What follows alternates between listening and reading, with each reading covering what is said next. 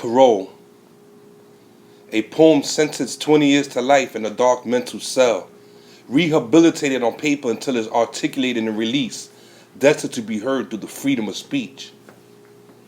I, the warden, have confined all emotional expressions until I put down my pen and my emotions are released in unwritten rage, exploding words that try to define the essence of my mental confusions, which are locked away behind the cold bars of a cerebral cage, maximum pensive prison. This poem is a paroled prisoner that roams through the ghetto of an abstract mind, charged with attempting to lyrically slay all unspoken restraints.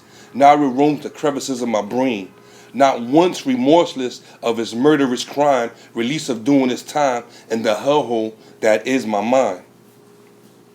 This poem demands to be respected by malevolent darkness and will not hesitate to plunge its steely knife into the throat of complacency and kindness.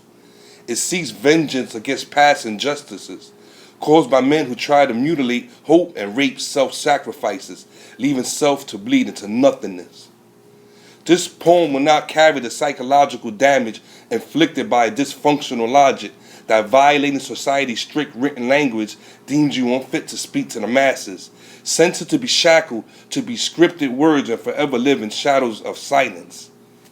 This poem now gives his word of honor that it will not abide by certain restrictions and will live amongst the general population stripped of poet inhibitions and live through the freedom of speech by the power that's given through the movement of my lips.